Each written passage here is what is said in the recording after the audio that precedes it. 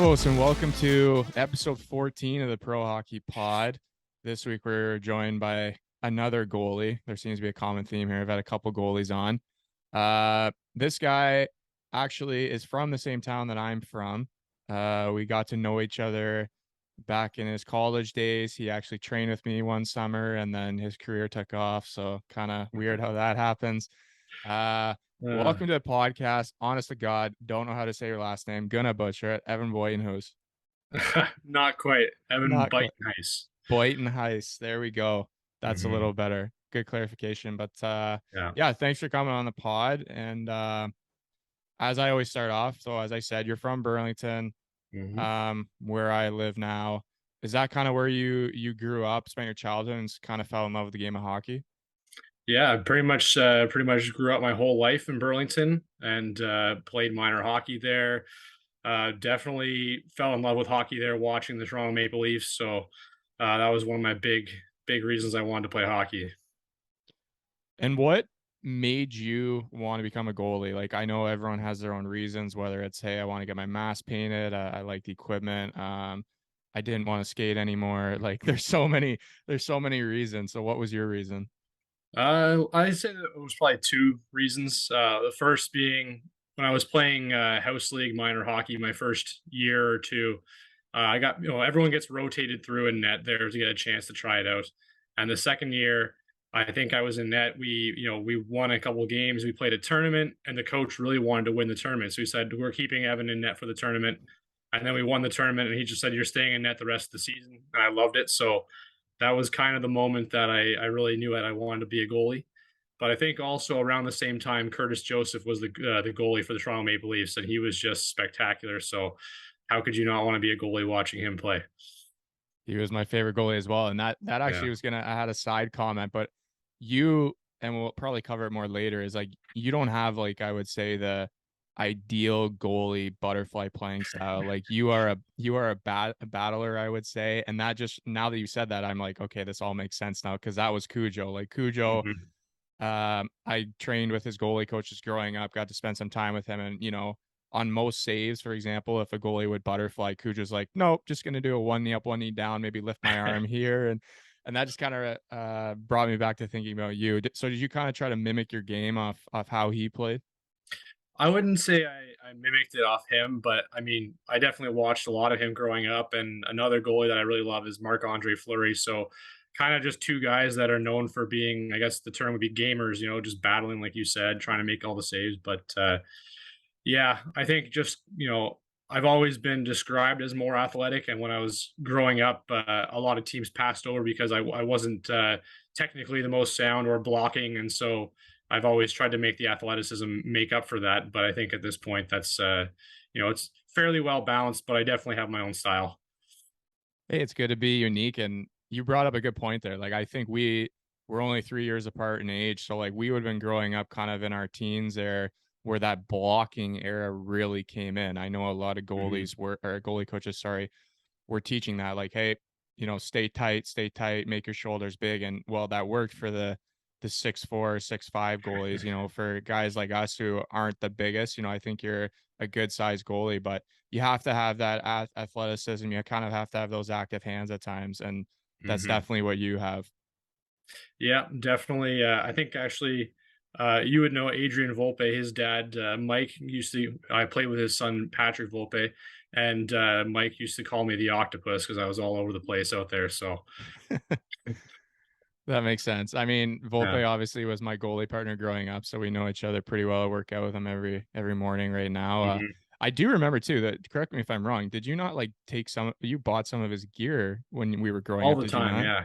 Yeah, he had the Curtis Joseph Bauer reactor Yeah. pads. I got those, and then he had a bigger set of gold and blue and white Bauer pads, and I got those after. And then finally, my parents finally decided to get me some of my own pads after that.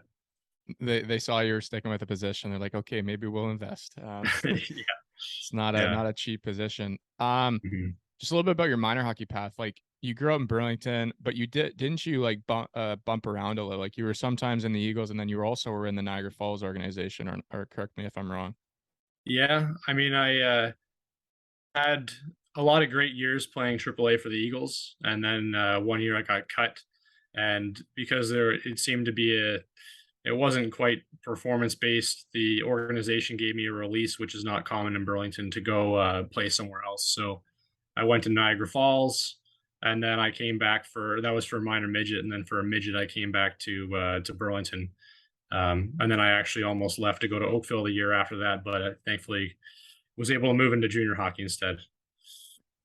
Yeah, there's definitely I'll just say it bluntly, a lot of Yeah. politics in minor hockey. One of my best friends is the Burlington midget AAA coach, and I just even Hmm. remember when we were playing, like it's not always performance based. There was, maybe a couple iffy decisions there on players making teams, but I Yeah. guess that's part of it. As you said, you transitioned to junior after, sorry. So for me, when I look at your junior career, it's really impressive to me because you started, for example, for the Grimsby Peach Kings, so very well known junior C team. So this is tier 3, or I guess you would say tier 4 because if you include Yeah. major junior, so it'd be Yes. tier 4 technically, junior in Canada. And um, we'll get into it because you obviously made your way up to the second one, the one without Mhm. going to the OHL. But when you played that first year of junior C, like, were you thinking one day, hey, maybe I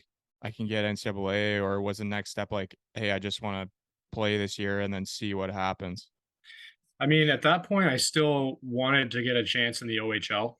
I know I went for a skate with like Piero Greco, who at the time who was the Kitchener Rangers goalie coach, and I skated with Bill Dart or whatever his name was from London. So Mm-hmm. I was trying to get skates with some other coaches in the OHL and see if they could, still be interested. But I mean, people get drafted and they find kind of feel like they invest the resources in those kids. So once you don't get drafted, it's almost too late already. So found that out pretty quickly, but I knew I wanted to keep advancing in hockey, and I think it was probably the next season that I really realized I wanted to go play college hockey. Yeah, I mean, as I described before, like you played 1 year junior C, did really well. Then you go up to junior B, so a little higher level, definitely better hockey than junior C, I would say. Yeah. Do really well there. Then you go on to play 2 years in the OJHL, so tier 2 junior A, just below the OHL there, and play really well as well, including your last year there, winning the championship, sorry, and going to eventually to the RBC Cup. Hmm. I'm curious. I've talked to a couple people about this, and your story might have a different reason, but do you feel that as you were playing as a 19-year-old, 20-year-old goalie in junior, that allowed you to take more steps in your game than if, for example, someone who was 17 and then after that they're like, hey, when I turn 18, I'm going to college and making an even bigger step. Like, did you think you took the right path in terms of like movement and growth?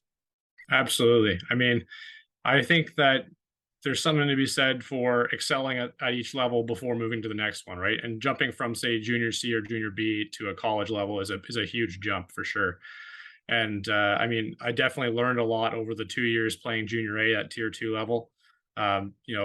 Things I wouldn't have gotten the opportunity to do otherwise. And I got the chance to go play, win the league championship and go to the RBC Cup. So lots of playoff experience and really important game experience that I wouldn't have gotten otherwise. And um, yeah, I mean, I know lots of people who have tried to make jumps too fast, too soon, and it doesn't usually work out too well. But there are exceptional goalies and players out there that certainly make it look like it's possible.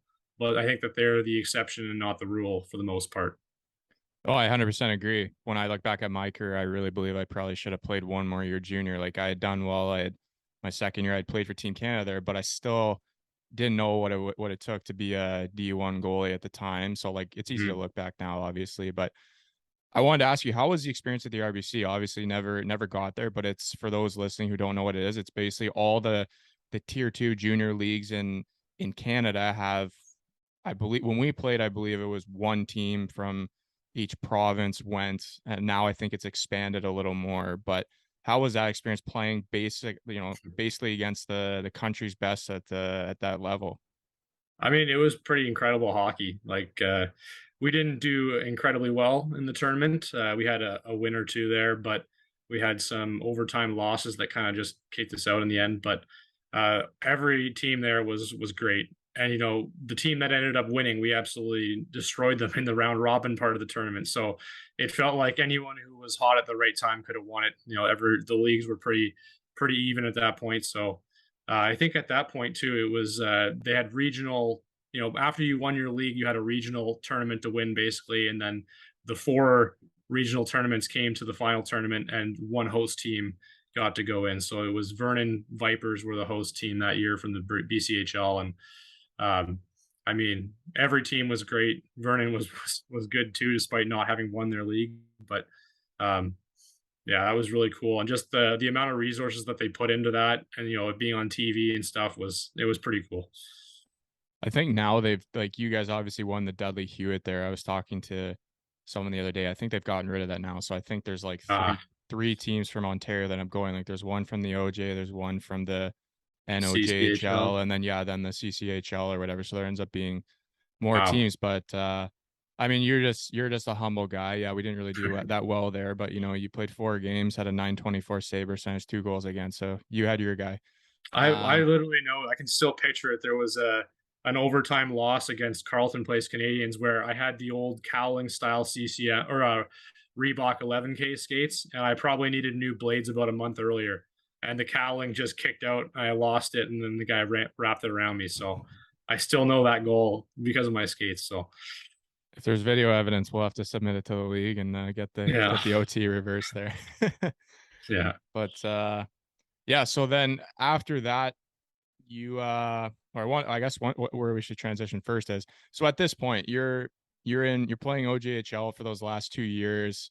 Are you getting any D1 interest? And also has your focus shifted? Because you talked about how you always wanted to play OHL when you were growing up. So has your focus at that point shifted like, yeah, not really likely because I only have 2 more years and I'm just gonna try Mhm. to get a scholarship? Yeah, I think my focus probably shifted actually when I was 18 playing in Thorold, that I knew I wanted to go play college hockey. I didn't, know a lot of specifics about it at the time, but I knew that was education was important to me, and I knew that would be a good route for me. I would do well in that route. But yeah, those 2 years in Oakville, I was talking to lots of teams. I took the SAT. I did really well in that, and that opened a lot of doors for me as well. But it just seemed like the whole time, the whole 2 years, that it was just bad timing for me. Lots of teams talking, not a lot of teams having scholarship money available or willing to take a chance on a goalie from Ontario for some reason. And lots of teams that came through and then kind of fell out. I think I talked to Niagara University both the 19 and 20-year-old year. They said that they were going to make an offer and then just pulled it back at the last second. And lots of teams like that. So I probably talked to a total of maybe 15 to 18 schools, Division One, that were interested, and it just wasn't. They didn't want to put their money where their mouth was, and really take me on as someone that would be a future starter in their program. So um, it just wasn't the right timing, and there was lots of Division 3 schools, so I could make my pick of those, kind of have a ranking of them, and hopefully they fell in line when D1 didn't quite work out. Yeah, I mean, sometimes it's, as you said it, you have to have some luck. The Niagara story, that's probably honestly because of me, because I was the last OJHL goalie to go there. I would have just left there at that time and they probably weren't happy with me. So sorry for that, but I think it turned out pretty good for you. But in Yeah. terms of going D3, obviously I was a project D3 too at the end. We played against Hamilton a couple times. Like Hamilton is a very pristine school for education. So just talk to me about your experience there, kind of like how the campus was and stuff and the schooling because and also I want to know did they have like packages there in terms of like, whether it's like scholarships or like academic scholarship or financial stuff that way? Yeah, so Hamilton is usually on the small school scale of the US. It's usually ranked in the top 15 in the whole country. So it's academically an incredible school, and along with that, it's a very beautiful place. Like I remember walking around on my tour. It was literally the middle of like January. It was snow everywhere, insanely cold, and just being like, wow, like this place is so beautiful. Like the doors, like You looked like you were going through castles and stuff like that. So it was really cool. I was pretty excited about just, you know, the feeling of it all before I even got there. And then going to school there, you had a lot of guys that were um, great, just great hockey players that couldn't quite, you know, put up enough points to be a D1 player or a D1 star, but lots of smart players, right? And also going to a high, you know, highly regarded educational school, players needed to be smart to get in as well, right? So you ended up with a lot of smart hockey players that just aren't quite talented enough necessarily to make the next jump. So the hockey was great.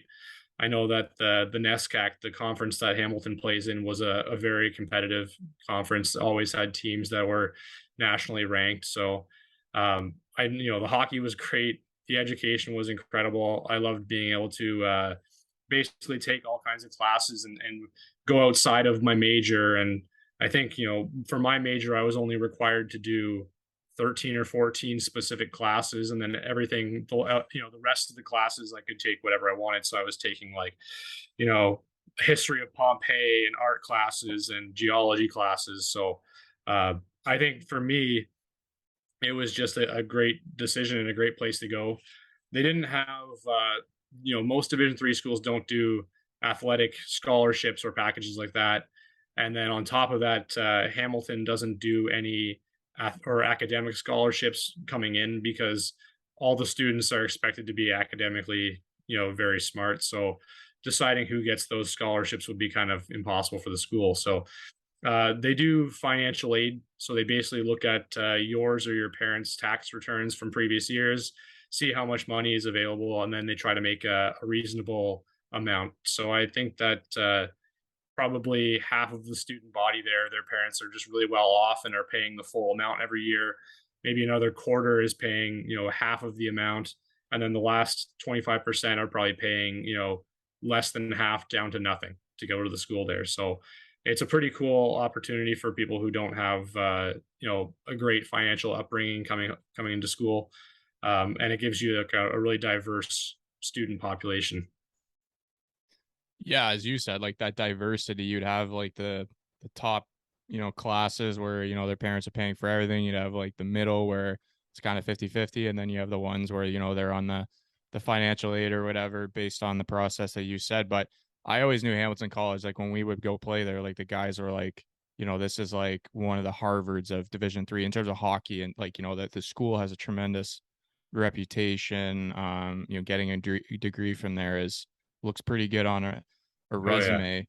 And, you know, all the players there, like, we'll just say it like as it is, like they're all very smart guys, but they're also very hardworking Hmm. uh, in the classroom, and also off the ice and on the ice, because, you know, to be able to juggle all that and keep your grades up, like that's student athlete, student first, like it's a tough thing to do, especially at a school like that. But you yourself, I mean, like you talked about it, you think it was a perfect school for you. Like you love the campus, you love the feel of it, and you end up playing there for 4 years, and your last 3 years you were, you know, playing majority of the games as a starter, and you were putting up tremendous numbers. Like to say this bluntly, like your worst season was a 1.79 goals against. I mean, that's not downplaying your conference by any means. That's just you were in the zone, like a 944 save percentage, 943, 941, 954 your senior year. So hockey was easy for you in college.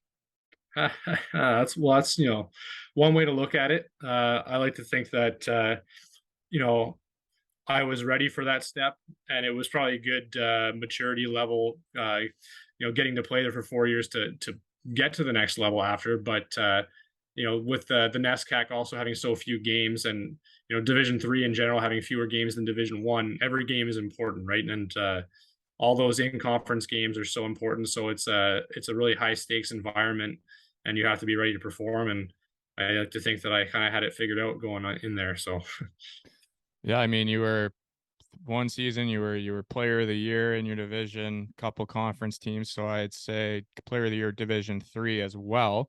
Not a yeah. big deal. Uh Guy in my team Oswego won that too. So that must be a cool award. But Yeah.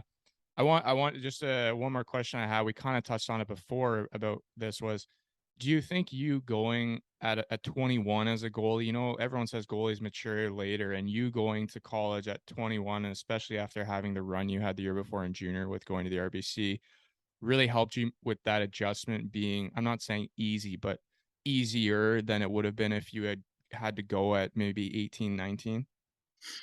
I think so. I mean, I also think the Division 3 versus Division 1 would help as well in that regard. But yeah, I mean, I just always I'm a creature of habit, and I like being comfortable when I'm doing stuff. So, yeah, the older you are, the more experience you have, the more comfortable you are.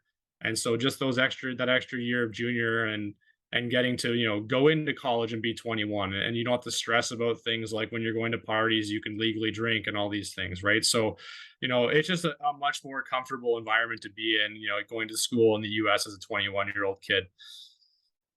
Yeah, that was, I love how the first thing you say is, I want to be comfortable, don't have to stress about things. At 21, I can legally drink. I love it. Yeah, but yeah, that is a stress if you go younger. You got to find Yeah. one of those fake ID things. But so then transitioning from college, Hmm. you finish your senior year, you get the call to the AHL. So you go with Toronto Marlies for the rest of the season. Unfortunately, you don't get in a game, but I'm sure that experience for the last couple months was pretty crazy. I don't know how they did exactly that year, but I'm sure they had a long playoff run because they were normally are a pretty strong team. Talk about that experience, coming from D3 and going right to the AHL, so one level below the show.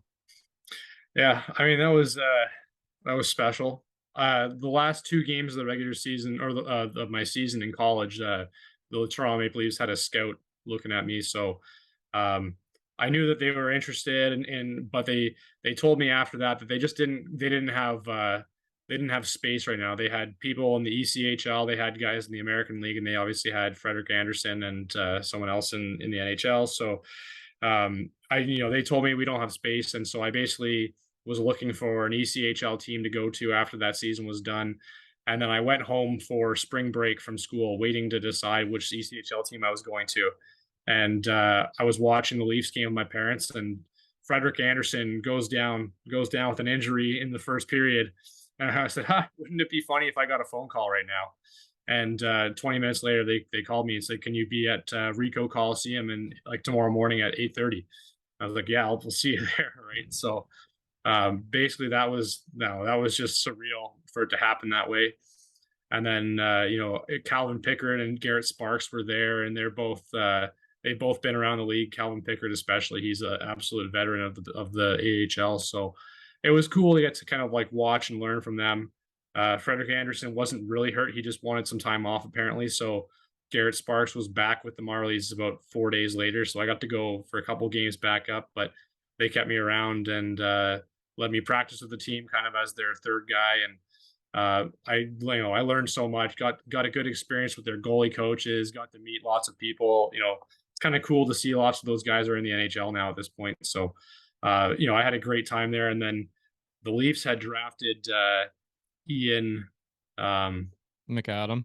yeah, Or for no, his Ian Scott. Ian Yeah. Scott. They had drafted Ian Scott the previous year, so he finished his season in the WHL, and then they brought him in, and then I got sent home, and they promptly went off and won the championship that year. So I got to watch them. I got to watch Ian Scott get a game and everything, but it was just cool that I got to spend so much time there. I enjoyed my time there. Tremendous experience for sure. Hmm. Um, Conveniently, this all happened the summer after we met each other and worked together. So Who humble, knows? who knows? Humble brag. Um, Yeah. no, but so then after that, so as you said, like, and this gets to my next point is you're an undrafted goalie. How tough it is, especially a team like Toronto. Like every year they're taking a goalie, throwing someone in their system, whether they're at college, major, junior, then they're going to go to the coast, AHL, whatever. So very hard. You definitely have to get a chance to impress and take it. And unfortunately, you weren't able to get any games. But the next 3-4 years of your career, you start what I call the grind because, as I just mentioned, as an undrafted, un AHL 2A whatever kind of goalie, it's hard to stick around in the coast because the minute, someone needs games, they come down and you're kind of pushed out. But like we talked at the start, you're a battler, you battled through everything. Like you persevered and, you're getting, 30 games a year basically playing the coast. So just talk about like how you were able to do that and how it was kind of, playing in a league like the ECHL. Well, I think to start it all off, I was a little bit more fortunate than your average Division 3 goalie, partly because of that Toronto experience. And the goalie coach from there, Piero Greco, actually left and went to the Islanders. So I got invited to their rookie camp and their main camp, and then sent to the American League camp, and then finally to their affiliate in Worcester, Massachusetts. So basically, I worked through the whole system. They all got to see that I could do it, and so I knew I had a spot with Worcester if I wanted it before those training camps to begin with. But it sounded like I'd probably get an American League deal with Bridgeport that year as well. And so camp came and went, no deal. And so I just started the season in Worcester. But I was lucky because the spot was basically reserved for me already there, partly because of that training camp invite to the Islanders. And then we get called up to Ontario Reign that fall. Bridgeport wasn't happy about that, so they said, we're going to sign you just so no one else can take you. And so for that first 2 years, basically, because I was signed with Bridgeport, I was fortunate that no one else was coming down because I was one of those guys, and basically, they wouldn't trade me because I wasn't really a huge trade asset as well. You're a goalie in the ECHL that's untested. People are trading for NHL and American League goalies. They're not worried about you. So I was fortunate to be kind of locked in for those 2 years in Worcester and be able to build a resume there because, I had a goalie partner in my first year, Mitch Gillum. He was a great guy, and he was the starter when I came in there. He kind of faltered a little bit at one point, and I stepped in and had a great run. So, proved to the coaches there that I could do it. And then the next year I was back and, was able to keep doing it again until I got injured. So, basically, that those first 2 years gave me a foothold in the league that I don't think I would have had I not gone to the Islanders camp or to the Toronto, team at the end of the season. So after that, it was basically, now you're an ECHL free agent. Now you have to battle for a spot amongst all these American League and NHL goalies that I previously was fortunate enough to be. And at that point, I was lucky that I had the resume I already had, and I had 2 good years basically in Worcester. And um, the third year was the COVID year, so I got to go to Utah and spend some time there, and was playing okay. We got traded around a few times just because of the American League goalies coming down, and then finally settled in Wichita. And just it was just a lot of great players there, and it was a fun time to be there. And the ECHL was smaller that year, so it was more competitive. And I had a great season there, and that really set me up for the following season. Wichita wanted me back, and I think obviously I think it's hard. I've seen it's hard to get into the league as just an ECHL free agent goalie at this point. There's almost no teams left that take them. So I was fortunate based on those first 2 years that I set myself up well, and after that they just consider you a pro goalie, and they're happy to have you. But there's not many of those spots left out there.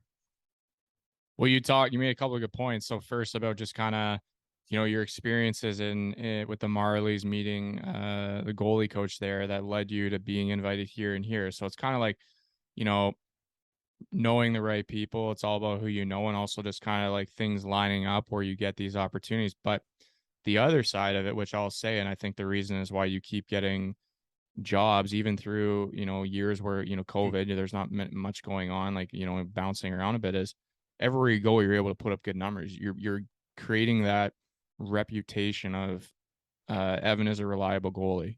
He's going to give us a chance to win every night, and that's like the big thing. And even though like sometimes it is a battle, like you're still being known as a good teammate, but also someone that can battle for his guys and is going to give them a chance to win every night through a good style or a bad style.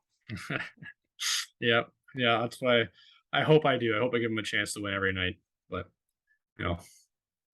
I think so. I mean, your numbers speak for themselves. Then that basically 2 seasons ago, as you said, you went back to Wichita there, call up to Bakersfield, I see. And then you you transitioned to Europe. So you went to Norway, so a league I played in. You went to Storhamar, so very good team, team that's definitely every year up for the title run. I would say them and Stavanger are usually the top two. What led to that decision to try Europe, and kind of how did that experience go there? Uh, I mean, so I had met during the COVID year. I met a European agent when I was in Florida briefly, and he was just trying to add a goalie to his roster of players. And after that season, he asked if I wanted to go to Europe, and I said I wasn't ready. So I played that season with Wichita and got called into Bakersfield. He called me a few times, said, there's a team that needs a goalie. You interested? And I'd say no. And so finally in January, late January, he calls me and says, look, there's an opportunity here. And if you don't take it, you're an idiot. And so I basically said, all right, like, tell me what it is. Where am I going? What all this is? And he said, yeah, it's not locked in yet, but there's a team in Norway that needs a goalie. Norway is probably the most comfortable place for you to go and transition to a European league. They're going to be speaking English really well. It's going to feel like home. The pay is going to be good. So basically he put my name in the hat for that, and I got the job. And I had to tell my girlfriend at the time, like, look, I can't not take this opportunity. I have to see you in a couple months. But yeah, so he got me on the Europe train kind of thing. And I was really, really just, I mean, going to Storhamar in Norway was kind of like probably the best introduction to European hockey I could have had. It was just, like I said before, I like to be comfortable, and it just felt like home there. So yeah, I was really happy that he came to me with that opportunity. You guys obviously had I mean, you were there just kind of at the end. I know with their visa stuff, it takes a little longer with their government, but you had a long playoff run. I believe you guys went to the finals that year. Unfortunately, Mm. didn't win it. But I wanted to ask you, so what do you mean when you said when this agent's coming to you being like, hey, I got an opportunity here, and you're like, I'm not ready. What does that Yeah. mean? I don't know. I touched on it just a second ago. I'm comfortable in some certain places, right? I was in Wichita. I was uh, playing every game that I could have wanted. I had like a 17 game start streak that season where basically I just, if I wanted to play, I was playing, right? And I had my own little apartment, which is unusual for ECHL players. I had a single apartment, and everyone else usually gets doubles. Uh, I was pretty much happy for the most part. So it needed to be something, really good to rip me away from that. My girlfriend was there at the time as well, and it just was comfortable. Everything was in the right spot there, and I didn't want to uproot it all just to go jump ship and go somewhere else at the end of the season. But such an incredible opportunity came up. I couldn't really say no. No, that's fair. I was just curious because obviously, some guys are maybe like, as you said, like, I'm comfortable here. It's a different type of lifestyle in Europe. But other people would have been like, no, maybe if I have a good year here, I can get an AHL deal and get a call up. I know, like, for example, I know a couple goalies that Hmm. one. I was working for another team in Germany. We were trying to get them to come. We are looking for an import goalie, and the guy's like, no, I think I'm going to get called up next year at the AHL, and they end up not. But, Yeah, I I mean understand it from that point. that did sort of factor in as well. I mean, the year I went to Norway, I was up and down with Bakersfield a few times, right? And the first time was they went on a road trip. It was like an 8 game road trip basically, and Stuart Skinner played every single game. And we were in Abbotsford, British Columbia. We had a 4-4-5, right? We were playing Wednesday, Friday, Saturday, Sunday. And Stuart Skinner played Wednesday, Friday, Saturday.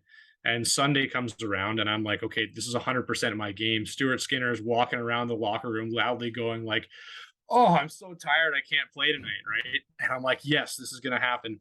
And then they call us for a meeting and say the game got canceled because of one player on Abbotsford got COVID. So that was like my one shot. And then after that, that didn't happen. I was like, well, it's not happening again this year. I'm not going to get a chance this year. So I left.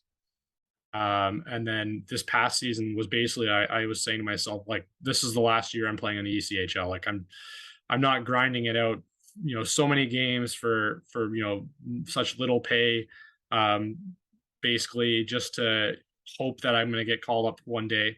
And I stuck it out for a little bit. That was like, I'd love to get one American League game, but I haven't been fortunate enough to do that yet. So I figured at some point you can just tell when it's not going to happen. The affiliate in Wichita this year was San Jose, and they had, when I signed with Wichita again, and then San Jose was announced as the new affiliate, they had 7 NHL goalies signed for 6 spots basically. So they traded away one of them. Another one basically needed hip surgery. The other one ended up being completely injured as well during the season. So I ended up being the only goalie in Wichita for most of the time as well. But we had Strauss Mann, the U.S. Olympic goalie there, and so I just figured like there's no chance I'm going to get a game with San Jose, even if I get called up. No one else is calling up outside their organizations because they all, like you said, are drafting so many goalies that they don't have spots anymore either. And if playoffs came around in San Jose, the Barracudas, who were in last place, aren't going to be in the playoffs. They're going to send Strauss Mann back down to the ECHL, and he's going to play games, right? So I just figured that it was my time to kind of get out of there, and I was done with that. So that's fair. You brought up a really good point and something I've wondered. I haven't, like, just to be blunt, I haven't played in the ECHL. I've gone to a couple camps.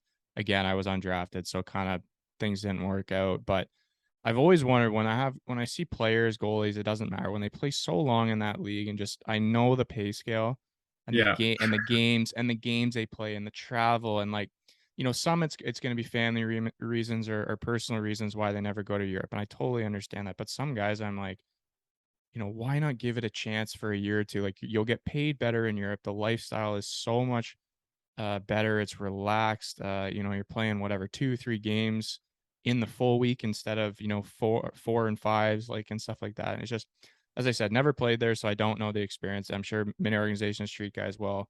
It's just one of those things that's always been like a question in my head. But you evidently, so this year, as you said, you gave it one more shot, and then at the end, the Adler Mannheim give you a call, and like you said before, this is kind of a opportunity that you can't say no to because, like, for those listening, Adler Mannheim is probably top 3 most renowned DL, top German league organizations in terms of history, amazing arena, amazing apartments. What else? Money is good. yeah. So, kind of how did that opportunity come about? Well, I mean, basically, I think it was early January. Last year my agent had said, "Hey, I have an opportunity to be an idiot if you passed up on it." And this time I said, "Well, hey, it's around the same time. Like, hey, man, do you have any opportunities? I'd like to leave the ECHL." Any of those idiot opportunities floating in the air? Yeah, any more idiot opportunities floating around? And he said, "Okay, I'll go looking." And he'd come back every week or so with something. Some of them, a couple times I started packing my stuff. I was ready to go, and then the deal just kind of fell through.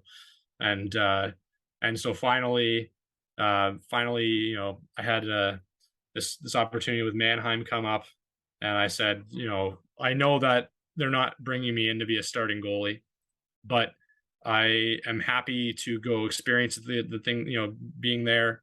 And coincidentally, like the day before I signed the contract, I actually like partially tore my MCL in a game. So I knew I wasn't going to be playing in the ECHL for probably 3 weeks anyways, right? So I was like, I'll tell them that I've done this, and if they still want to have me, I will be 100% on board. I'm going to go.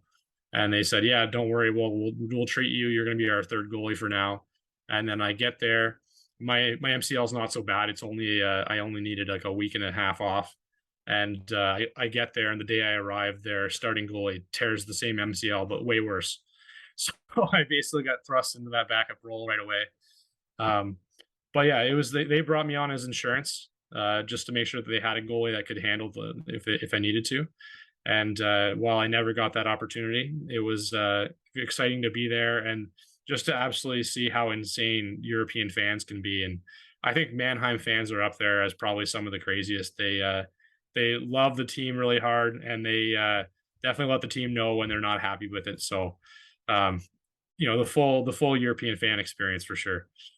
Yeah, they're definitely something else. I live, as some of 50 minutes from there. The team Mannheim was affiliated with in the second league I played for, stuff like that. I have a buddy, Jordan Schwartz, plays on Mannheim. know the GM Axel well. He was on the podcast a couple weeks ago, so I know the pressures that come there. And yeah, man, I'm sure it was a great experience. I was hoping you would get in that last game, but at the same time, Yeah. Arnold Tiefensee is such a young talent, being a starter in that league. There's a good chance he'll get drafted this NHL draft. But Mhm. I mean, I'm sure it was still cool. Like I've heard a lot of good things about their goalie coach, so like I'm sure it was cool working with him every day. Like I don't know, I just see they keep goalies that go there, like they seem to just pan out and go, play in the DL. Like Arnold's obviously been a good example. He's been a good project, I think. Yeah. Um, Pantovsky, who was there before, who I knew a bit in Heilbronn, like he's a starter in Cologne now. So like it just seems like they do some good development there. Yeah. I mean, the goalie coach there, Petri, he's a bit of a legend himself in the DEL and in Russia and Finland. So he, I didn't even realize it when I first met him. Quite the scale of his legend there. But I looked up his stats at some point, and I just was shocked by his like consistent like 930 save percentage in the Dell and in Russia, and some of the stories he had from all the things. So it was good. He was happy to work with me and not try to make changes, but given the how late in the season it was, we were working on certain things, and given a full season, he might be a bit more pushy about some things I can imagine. But I know he knows what he's talking about. He obviously was a great goalie, and he's a nice guy, great coach, and we had some good chats about things as well. I know I was feeling a little bit guilty about leaving Wichita, when I went there, and just the fact that Wichita ended up missing the playoffs after I left because of me. But it was he had some good advice, and he's been through similar situations himself, so he knew the right things to say. You gotta look out for you, man. That's True. what I say. And obviously it was the right decision because you've signed in Innsbruck next season in the ECHL, their top league in Austria, and we talked about it off camera. So they're playing in the Champions League this year, which is a tremendous tournament to play in. Lots of teams in it from all the top leagues in Europe. Are you excited for that? Do you feel you're ready to be on that type of scale? I mean, it'll be interesting. I Mannheim was in the Champions League last year, and so I talked to some of the players there about it. I mean, lots of those guys have been in the Champions League over and over and over again, so they're kind of, they're like, oh, it's a cool little vacation for us, but it doesn't, like, they don't mind it, they don't care about it as much. But I know that just getting the opportunity to be in it, I'm sure the first few times is an incredible experience. So I'm looking forward to that. It'll be eye-opening, I'm sure, to be playing on. I know I would say Austria is considered the top, you know it's in the top tier of leagues in Europe, but not quite the same as the Dell or as Sweden or as Finland. But um, it'll be interesting to play against those teams and really see, in a one game series, how can we do against them? Because I know I've heard about teams from the UK and from Norway and from other leagues that get to go play in the Champions League. It's a bit tough on them, so it'll be fun to see how we can do this year against some of the big teams there, like Geneva, and we'll be playing against I can't even remember. I think Skellefteå maybe in Sweden, but there's some big names we'll be playing, and it'll be interesting to see how we do. It's tough on a lot of teams, to be honest, because like the teams like England and France, like they're pumped for this, and then you got teams like the top league in Sweden. They're just like, oh my god, we're in this tournament for the fifth time in a row. Like as you said, when you're someone when it's a new experience, I've heard from people who've played like the first 2 years, like going to different countries and stuff. It's cool, but at the same time, it's more hockey. So these guys are like, yeah, I got to leave. If you're import, for example, like you got to leave your home maybe 3 weeks earlier than you normally would, or a month earlier. So that takes away from your summer. So I get it from both perspectives. Obviously, myself never did it, so I would love, like you, have the experience to try it once, and I'm sure you'll get your work, but more rubber is always good. Um, Yeah. Transitioning away from hockey, we're just gonna slowly touch on your hobbies. So obviously, right now you're Oh, way up north, in a cabin. I know you're a big fisherman. Like you love fishing, kind of those outdoor activities like that. Like, how did you kind of fall in love with that side of it? I mean, my family used to go camping all the time when I was a kid. You know, one or two trips a summer, and every time we'd go, my dad would take me fishing basically. And you know, my dad and his brother, they were big. They love fishing, so kind of just started with that. And then as I got older, we didn't go camping so much anymore, and you know, I ended up actually after high school, while playing junior hockey, I worked in an automotive shop for a full year, and my boss there was a huge fisherman, and so basically, you know, I knew I loved it growing up just from my dad and my uncles and stuff introducing it to me. And then I met this guy, and he was like a hardcore fisherman, and so we take me out in his boat, and we go like every weekend or every couple weekends, and just got really into it then. So hasn't really slowed down since then. Definitely try to bring my fishing stuff with me wherever I go. I didn't get to do a lot of fishing in Wichita because unfortunately it was like a black hole of fishing. But you know, living in Worcester and living in Salt Lake City and lots of great places, living by the beach in Florida, there were so many great places to fish in the ECHL. And you know, I didn't bring my fishing stuff to Norway. I did bring it to Mannheim, but there was nowhere to go, unfortunately. So I'm glad I'm not going back there. But I hear there's incredible fishing in Innsbruck, so I'm looking forward to bringing some stuff over there as well. First thing you're looking for when you're signing a deal. I don't care about the money. Can you Yeah, fish? yeah. The team name is the Sharks. Okay, that'll work. It's water. I'm good. Yeah, we're Um, good.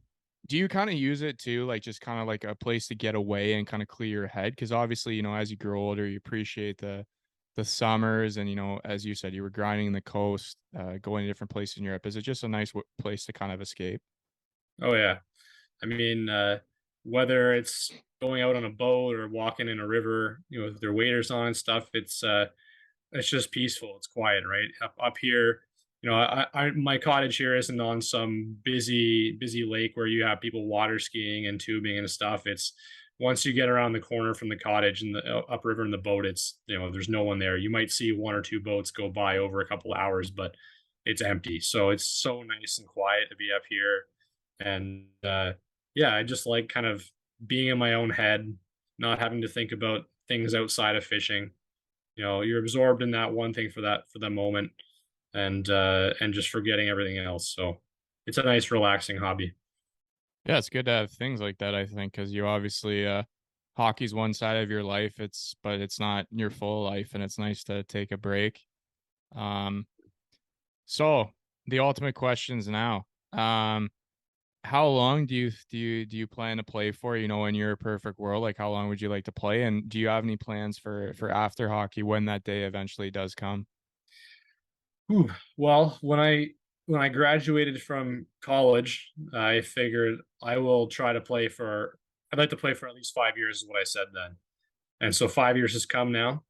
And going into this past season, I said, let's try one more season and see how we feel during that season and after that season.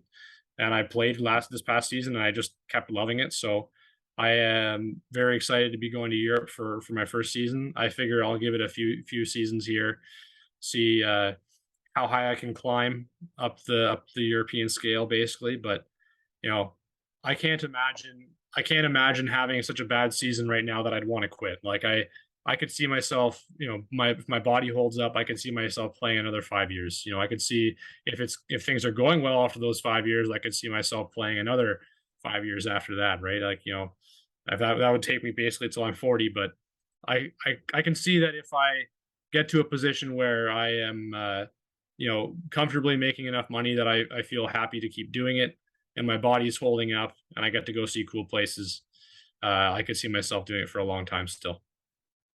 And anything after hockey, like have you thought about that, or is it still so far away that you're like, you know, no, which is it's fair, like Yeah. right, like some people, you know, they're planning, okay, whenever I'm done this, I'm gonna go into it. Like, you know, I had friends Yeah. who they knew right away, I'm gonna be a cop, I'm gonna be a firefighter, I'm gonna do this with my degree. Or are you Mhm. just kind of taking it year by year and you'll figure it out? No, I've got a plan. I mean, I do like home renovation basically on the side in the summer. And so I figure I've always loved building things. I've always loved like tinkering with things. And I would have liked to have been an engineer at some point, but you know, you can appreciate the grind of college hockey and going to school and stuff. And I had more than a few universities and colleges tell me that if you want to do that, you have to be an absolute genius because the balance is just not there. And I've seen that actually because one of my teammates at Hamilton went on to furthering schooling to become an engineer, and he was the runner up for valedictorian. He was the second smartest kid in the school, right? So I know it's not an easy balance, but getting to build things is kind of my way of getting to be that creative and get to design things and do stuff like that. So I think that when I'm done hockey, I'll probably be doing some carpentry, some renovations, maybe some remodeling kind of work, basically. Everybody needs people like that, man. That's a cool industry to be in. And if you know you're kind of good with like your hands with like, building stuff, tinkering with stuff, that's good. Yeah. All right, three more questions for you, and then I'll stop taking up your time here. Do you think looking back you would have had the career you had? Like if you were, when you're making your way up through the junior ranks playing D3, like did you think, oh my God, I would be where I am today, or is it kind of a little bit of a shock for you?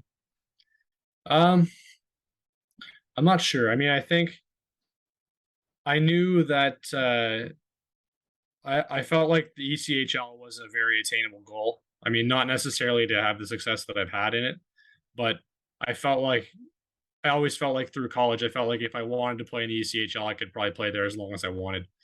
Um, but I don't think I would have guessed, the opportunity in Norway or Germany, or, I was the runner up for goalie of the year in the ECHL at one year, and I've been, all star and stuff like that. I don't think I would have guessed quite that level of success, but I think I'm pretty much on track with what I would have liked to have done. So It's a good way to look at it.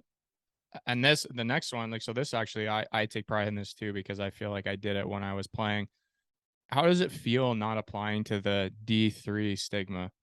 So the D3 athlete stigma, like everybody told, like when I left Niagara at D1, everyone told me, like coaches there were telling me, yeah, good luck, man. Your career is over. Enjoy, D3. Like, and it was just like, it motivated me, but there's so many people that, have that label and they can't get past it, where myself and yourself included, like we were able to not apply to it. Like we should have been maybe higher, but for reasons we couldn't control, we weren't. And now, we end up having a pretty good career out of it. You're still living yours, obviously.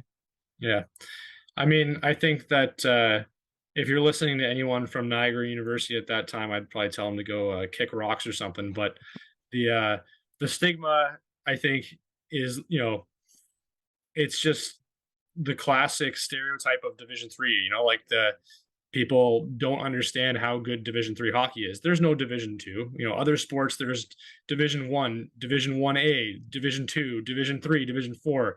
Hockey is a small sport in U.S. college hockey, and to basically be playing Division 1 or Division 3, you have to be a reasonably good player. And there are terrible programs in both levels, and there are great programs in both levels, obviously, right? So if you can find your way, you know, if you have the drive to be playing as competitively as you can in Division 3 hockey, you'll probably find yourself on one of those good teams.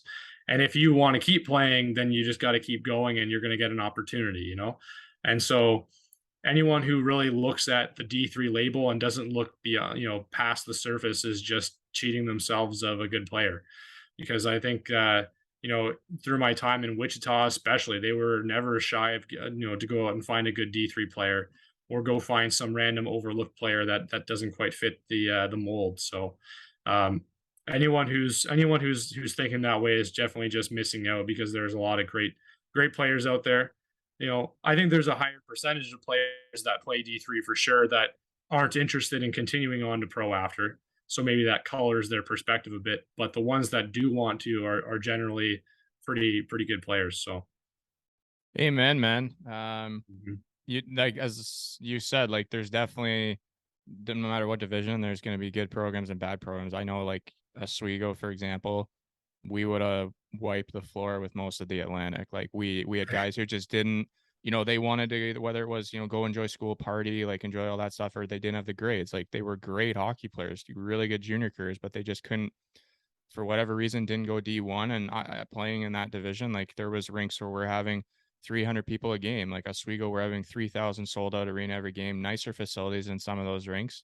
Yeah. So there's many reasons, and some of those schools should be D1, and probably some D1 schools should be D3, but they want to fund the scholarship. So like you can't control that stuff. But I definitely agree that the athletes, it's all about how you progress every year. So maybe if you're a D3 player, maybe you weren't ready to take the D1 level. That could be another thing. But if you're progressing every year, working on your game, and you want to do that grind after, or work your way up after, you might be better off than somebody who is just staying flat at D1. They might get an opportunity before you because of the level they play, but it doesn't mean it's going to work out for them. Oh yeah, sure. Then last one here. What is one piece of advice, or maybe multiple pieces, if you have them, you would give your younger self? So if you are talking to a younger Evan at 16, 17, 18, or talking to some young athletes out there at those ages who, find your story very interesting, like what are some piece of advice you'd give them? Ooh, this is hard. I think that like strength training cannot be overstated in how important it is, for one thing. Um, you might not like this next piece, but goalie coaching, a lot of it can also be, learned by yourself. Like, I'm not sure how to say this, to be honest, because I feel like before I came on the ice with you, I was on with David Shantz for 2 years. And before that, I didn't have a goalie coach for like 5 years. And so, like, through the formative years of junior hockey, I didn't have a goalie coach at all.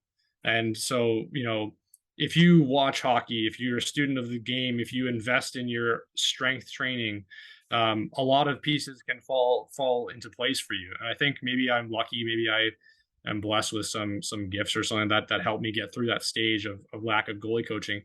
But there's a lot of stuff you can do on your own that doesn't require expensive training or expensive goalie coaching to get there. And watching the great goalies that are out there, picking up certain habits they have, or new trends and new techniques in goaltending that are coming into the NHL. There's a lot of ways to get information and to improve on your game without having to invest in some of you. I'm sure you knew, but some of the goalie coaches when we were growing up in Toronto were like $500 an hour, and whose parents can afford that other than the richest kids, right? So you don't need to go be on the ice with these coaches every week. There are lots of great younger coaches, or great family oriented coaches that will help you. And if that's too much, even, then there's lots of resources available online that'll help you get there. So I think not worrying so much maybe about how long it takes to get there, or who you're working with, but just making sure that you're learning what you need to learn, however that comes, and just and trying to advance that way. Yeah, I mean, to be quite honest, like I didn't feel attacked, because I feel it depends on the person, and you have to find as an athlete what works for you. Yeah. So you could be someone like yourself that was able to have so much success where you didn't really use any goalie coaching. Then you tried some things, maybe took some things you liked from it, but then implemented it into your own training instead of spending the money. Where there's some goalies who, like myself, like I felt going on the ice alone, I wouldn't be able to see things to make adjustments, because it's not, you have a different set of eyes on you. So I would go to these goalie coaches, and I tried many goalie coaches throughout my life, and found Yeah. what worked for me. And I know goalies that they got to a certain age, they're like, I don't need these goalie coaches anymore. I'm just going to go on this with myself. And that's, Yeah. but as you said, that's just, to everyone listening out there, you have to find what is working. When you're seeing the results, I would say keep doing it until Yeah. it gets to a point where you feel, hey, maybe I can break away from this, or I want to try something new. Because if you're spending all this money and it's not working, sorry to all the goalie coaches out there, but if it's not working, then maybe you got to try something else, or maybe there's a different approach. So I get what you're saying 100%. And you're right. Like in the Yeah. GTA area, some of these goalie coaches, like what they're being paid, like they're definitely pricing based on the GTA. Like there's a lot of money in the greater Oh yeah. Toronto area, so they take advantage of it, which is good for them. Like that's smart business. But no, you didn't, even though you felt like you're about to cut my legs out there, it's all good. I understand what you're No. saying. Yeah. I mean, I also appreciate that. I actually saw a different podcast or a clip from a different podcast recently where they were talking about, you know, is it the grass greener on the other side, switching goalie coaches and stuff like that at different points. And, you know, if you're getting, like you just said, if you're getting results, then no, it's probably not greener on the other side. But there's also something to be said for, like you were talking about as well. Again, just, you know, seeing what different people have to say, right? And you know, over the last, I didn't have a goalie coach last year again, actually, but the previous few years, right? I was with you for a few years. I was with David Chance for a few years before that. I was with someone else for a couple of years after. And so just getting everyone has these interesting ideas, and getting to pick up on what works is important. But you know, the grass is not always green on the other side. But at the same time, sometimes it's interesting to see what other people have to say. So yeah. It's just building your own. I always say it's building your own recipe. Like everyone's Yeah. recipe for success is different. It's unique because everyone as a human is different. So I Hmm. encourage people to try multiple things.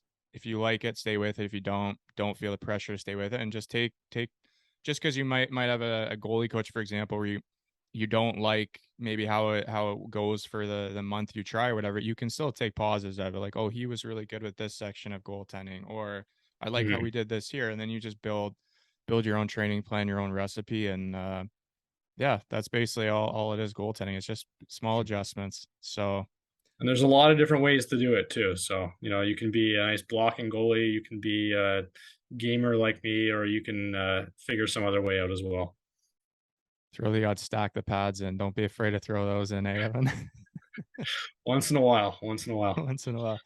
Well, man, I appreciate you taking the time. Honestly, this was great. You definitely have a cool way to looking at it. You're definitely a smart individual, so I think that was educational as well for the listeners. And you know, just personally, like big fan of yours. I love watching how you've risen up every year. No matter where you go, you seem to have success. Very excited to watch you this year in Innsbruck. Know a couple guys who've played there before, said they really enjoyed it. So we'll stay in touch, man. And again, appreciate you taking the time and sharing everything with the listeners. Thanks for having me on. This is a great experience here. So, Glad you enjoyed it. And yeah, for those listening, this will be my last one in Canada for a bit. I'm heading back to Germany this week, so you'll see me next time. We'll be back in the old recording spot. So until then, cheers and ciao.